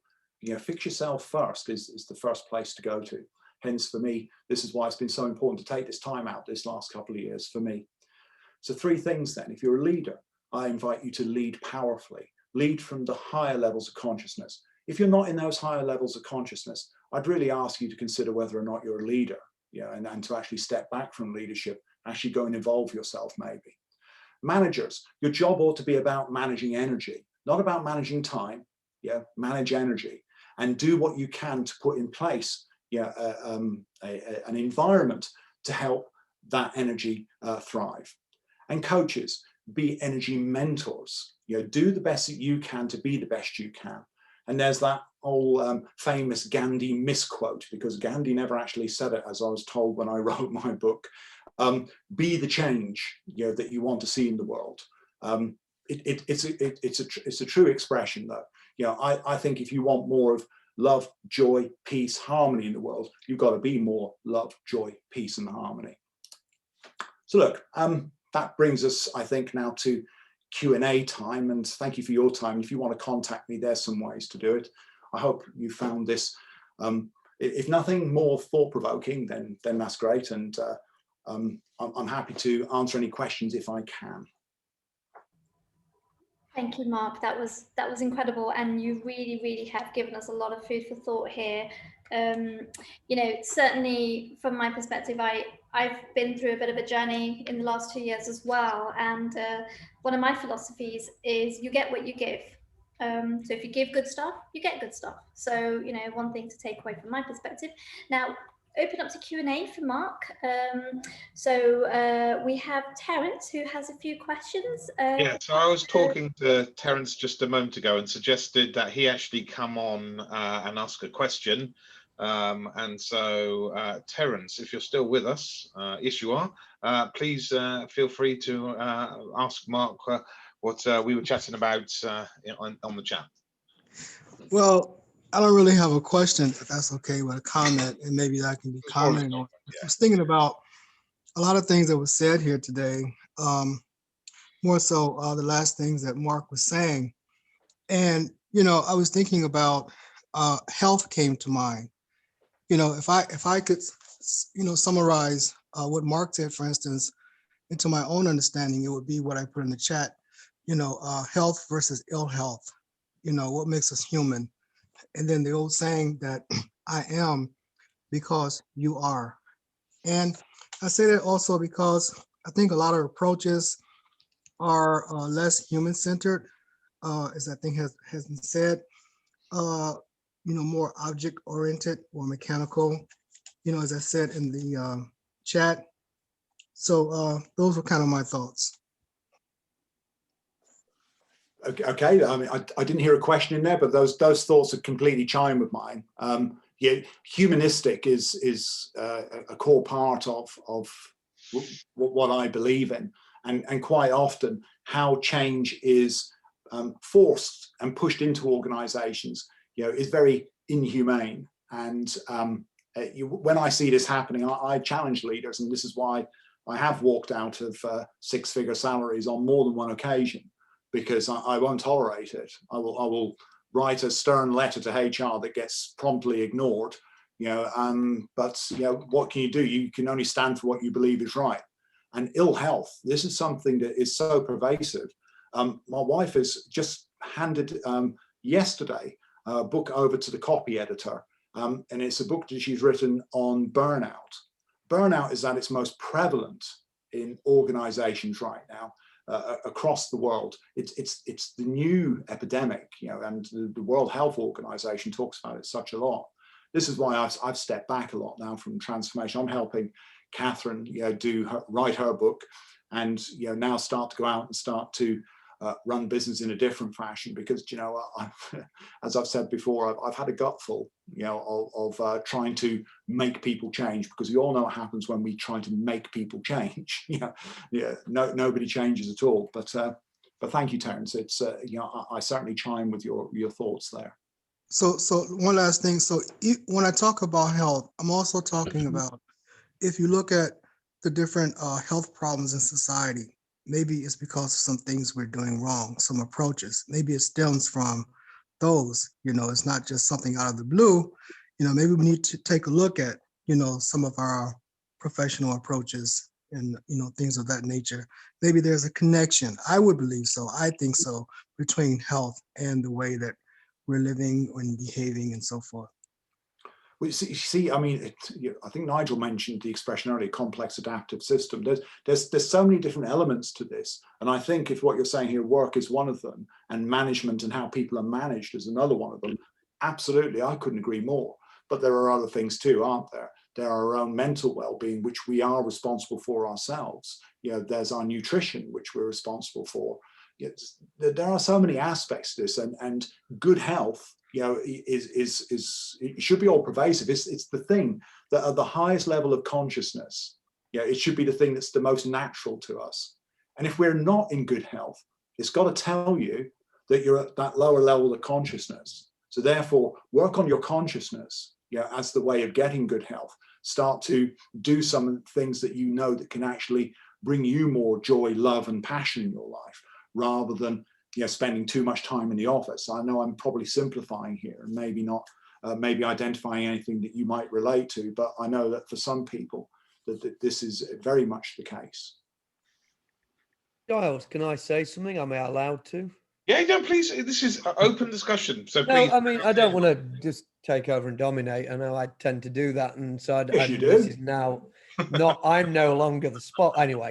So, Mark, when you started talking, the first half of your presentation, I was like nodding furiously, because a lot of things you were explaining using the language you were using were very, very something I'm very much aligned to. And we started talking about energy and flow. And I even started to write down some of the things you put about force-based organizations and people oscillating between shame and pride. And that is a very, very apt description for 99% of corporate America. And I've spent the last 10, 15 years of my career in corporate America and worked for the big corporates even before I came to the US that were US owned. So I've seen this forever.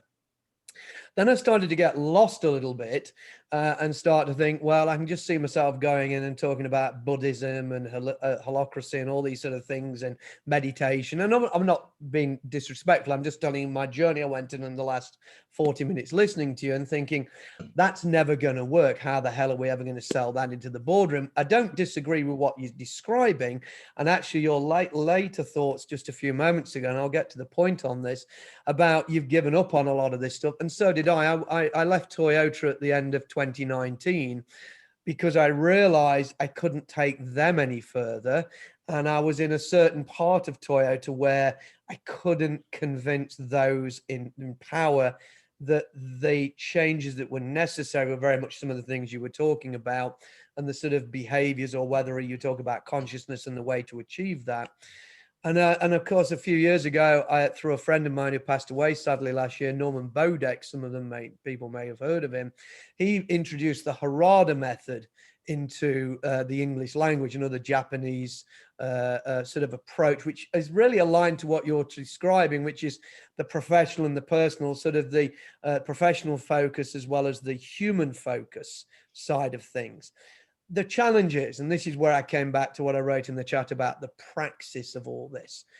We are right. You are not wrong.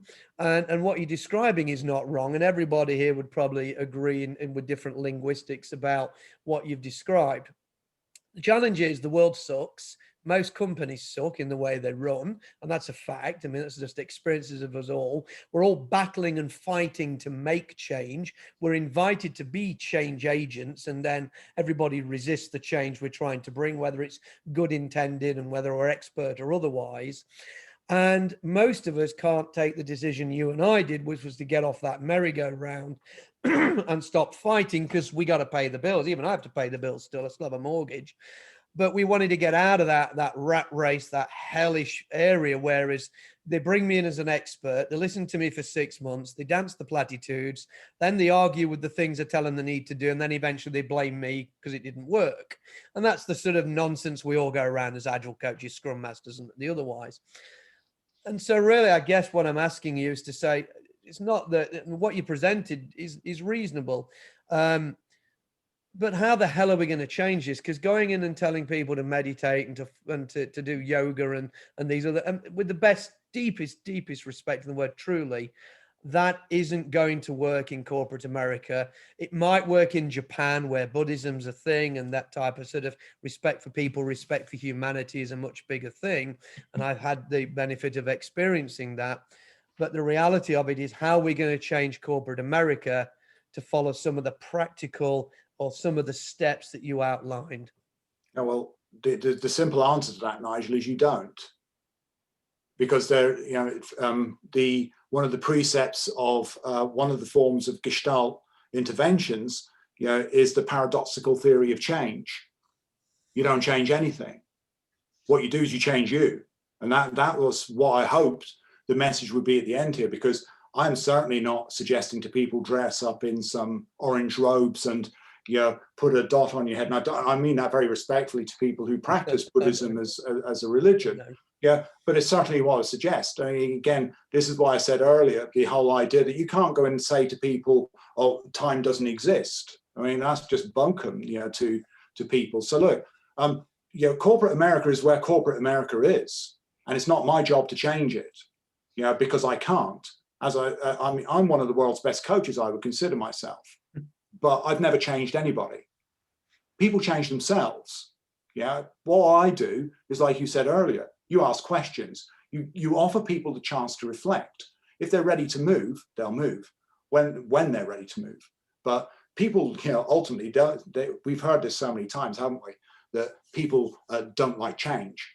I don't believe that. Yeah, I believe people don't like being changed. That's the issue. When people see the likes of you and I coming in and go, oh, yeah, they fucking, oh, sorry, I shouldn't have said the F word. So here they come, you know, here come the guys now, they're coming in gold changes. And it's like, yeah, look, honestly, you know, there's no way, you know, that's my job, you know, to start changing you, the CEO. But what I would offer you, the CEO, is, do you know what? Your people here are a bit downtrodden, as Terence is mentioning there. If we just take some time to actually notice what's going on in the organization. And again, part of this principle of quantum physics, you know, is the whole observer effect, you know, and you'll bring into existence, you know, the stuff which you are observing. So you've got to be very careful what you observe and how you observe. So if anything, we start to teach a new set of tools to people. The idea about how can we start to observe differently? How can we be more about, rather than being engineers and engineering things, how can we be scientists and work our own experiments? You know, because I think that's, for me, a better approach. So hence, I really don't have answers, you see. All I've got is more questions, you know, more questions for people to ask themselves. You know, look, how do we get to the next level of consciousness? Because that ought to be the more pervasive thing for each and every one of us, because that's the only way we make our world, our businesses, our families, you know, all work together. I mean, I don't disagree. I'm going to shut up and let other people talk, but I mean, I don't disagree with what you're saying. The realities are that what we're saying in an organization is it's not for me to change you or the organization or the people within it. It's for them to come to some sort of realization they need to change. Yes. I'm not going to be very successful walking into the boardroom and saying, here's a mirror. And that's the challenge we've now got. And I'm right with you. And I'm reading some of the contents that are flowing. You know, Katie's saying, you know, I mean, she's talking about tipping points. We're organizing. I'm thinking about Malcolm Gladwell now. He said tipping point. But and I'm reading some of the other comments about, you know, Russ said, you know, if people don't like change, they would move, marry. They wouldn't move, marry, have kids, paint the walls a different color. And that's true. We like change if we trigger the change as an individual. The challenge for most of us in an organization, and most of the people listening to this and will listen to it latterly, is that they are trapped within a certain set of constraints they cannot break out from because of happenstance or circumstance. And the reality of it is very few of us have the opportunity to affect, influence, guide, mentor, whatever the words are, the change that is necessary to make that world a better place for us to live in and to exist in.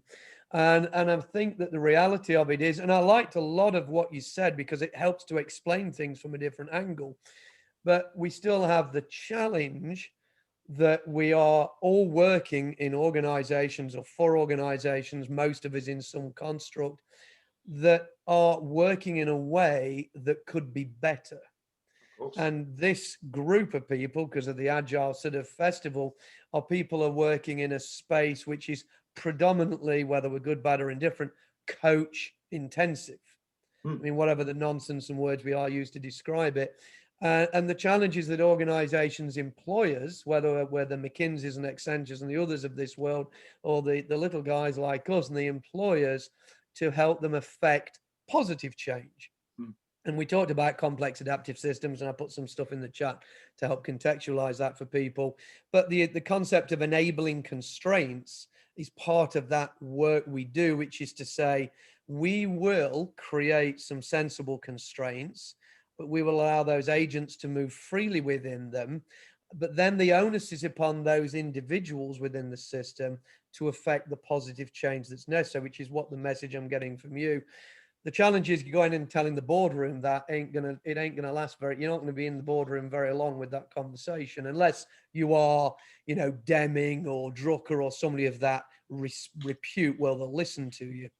Yeah, but it's again just to say, and it'd be nice to give someone else an opportunity to ask a question in a minute. But again, it's not my suggestion, but that's what we do. We look. There's so many Scrum Masters come Agile coaches that I've met, in my career, who think that the way in which they talk to the team is exactly the way they can talk to the CEO and give them the same messages. You need to be having a retrospective every 2 weeks and all this sort of stuff. It's just like, guys, that's just not how it works. You've got to have a different language, a different vernacular for those guys. But everything, the message here from this should be for everyone, is that you need to work on your own level of consciousness. Like you said a moment ago, you do need to look in the mirror. Look in the mirror at what's going on for you and be your own best you. And if you're a coach in an organization, you maybe need to go and get some new tools, tools to help you to have different conversations with other people. Mark, I agree with you in part there. Every situation is contextual. So, if you're what some people view as assertiveness, other people view as aggressiveness. Yes. So you need to adapt based on the feedback that you're getting, whether it's verbal feedback or body language or something, to adapt to the needs of that audience. Okay, so you can't take the same approach as a Scrum Master going up to the CEO and say, right, you need to go and do a retrospective. However, there are opportunities for leaders to actually do a retrospective. I've run a leadership behavior session for a large stock exchange on the basis of retrospectives that came out of Scrum teams. And I ran a lean coffee event to enable those leaders to actually explore how they could behave differently. And often it's because they, under pressure, they always revert back to their normal type. and they didn't realize. Yes. But it's all contextual, and it's really, really, you know, people have to adapt to these different environments, and, you know, complex systems. Every organization has multiple environments. It's like if I wander into my garden, okay, there's multiple environments within that garden. You know, pockets of frost can land in a lower area. That means that plants that grow in another part of the garden, and it's the same soil, die there. You need to realize that it's the same in organizations with people and everything. Absolutely. Yeah, I mean, no one size fits all. And I think this is my big gripe that I have with the likes of SAFe. So apologies to any SAFe practitioners out there, but the way in which sometimes it's actually promoted, it's like, well, here, you just do the same thing to everyone. I don't think that's what was intended by it. So, but I will add, I am a SPC, and I've worked as a delivery lead, program lead, whatever you want to call it, for some large organizations that would not have jumped on an agile journey had it not been for SAFe.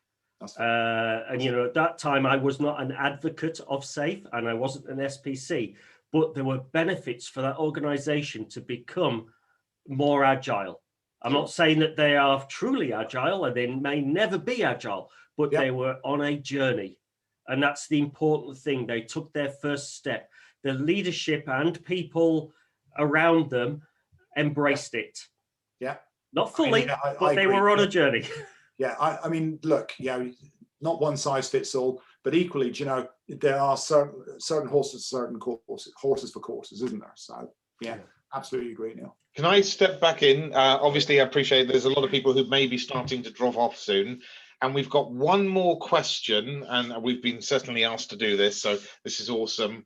And our very good friend, Brianna from Houston, has a question. And our last question of this evening, apologies, otherwise we know we could run on for hours and hours, but some of us obviously are in Central European time, so an hour ahead.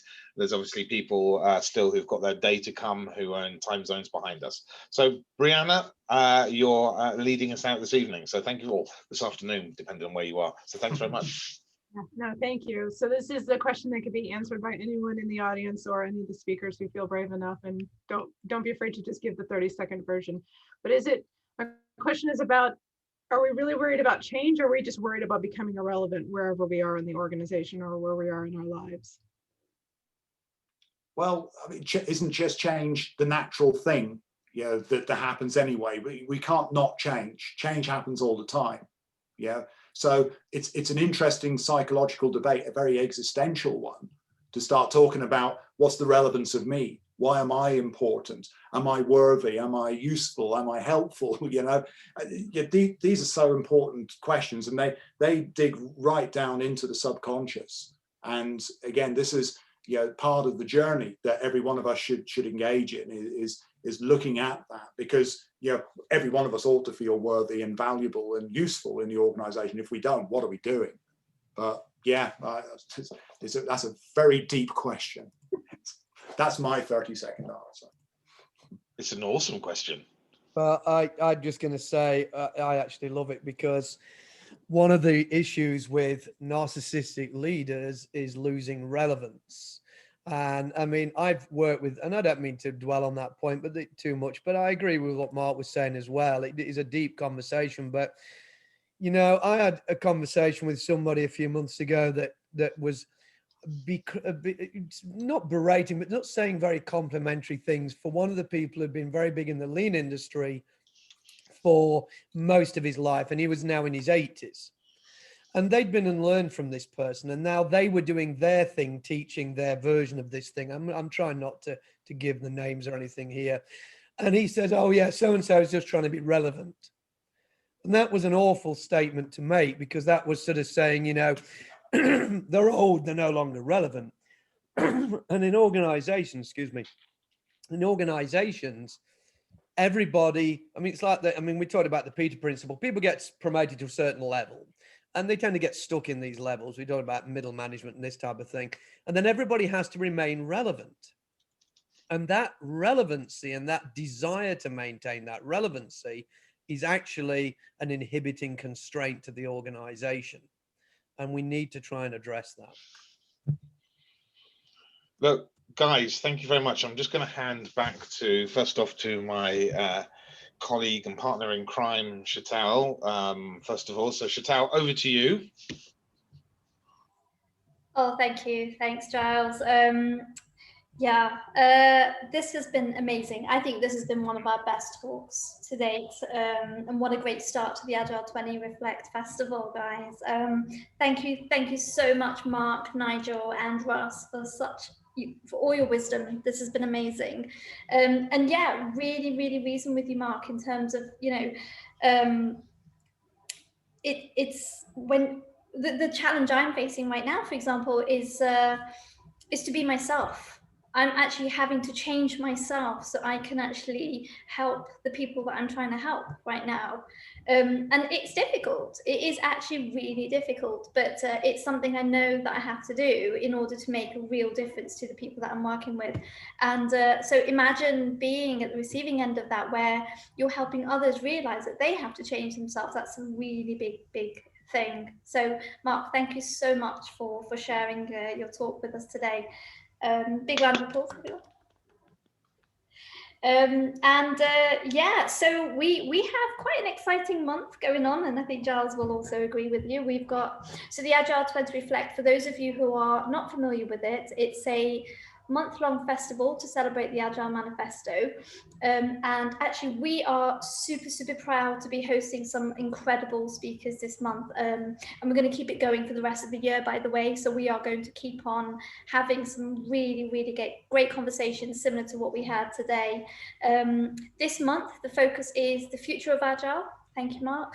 The past of Agile and the current of Agile. So thank you, Nigel and Ross, for that. And yeah, Giles, I'll let you close off. Thank you, everyone, for joining. Sheetal, I mean, amazing. Thank you for an amazing roundup. And again, my appreciation to just an amazing evening. I can't believe, personally, 2 hours has just flown by. The chat has been just lit up this evening. And please, if you get the opportunity, you should all be able to save the chat. I've just clicked save, because there's a lot of awesome stuff that's been in it this evening. And otherwise, I just want to pass on my thanks. Firstly to Mark for closing us out. Thank you very much for just an amazing talk. Absolutely loved it. Sorry about the expletive. Oh, forget it. I loved Paul's comment in the chat. It makes us as coaches more human. We're just more real, more natural, and everything else. So awesome comment from Paul in the chat earlier. And then obviously to Russ and Nigel, thank you very much for kickstarting our month's worth. We've got to keep the momentum going now. There was such a great number of people turning up to this event this evening. Next week, we have Alkesh and Gwen coming along. So two people we've had previously in 2020 here on Agile Expertise, and they were awesome. And we had such phenomenal feedback from those guys as well, that we've obviously put those together. Then on the 18th, we have Shalini and Charles-Louis coming along and talking to us. And then lastly, on the 25th, we have Neil, who's in the audience, and Roy Marriott coming along to close us out for a month's worth of amazing thought leadership. So again, once major appreciation to Mark, Nigel, and Russ. Thanks very much. Guys in the audience, hope you enjoyed it, and see you all at the next one soon. Thank you, everyone. Bye. Cheers, guys. Bye.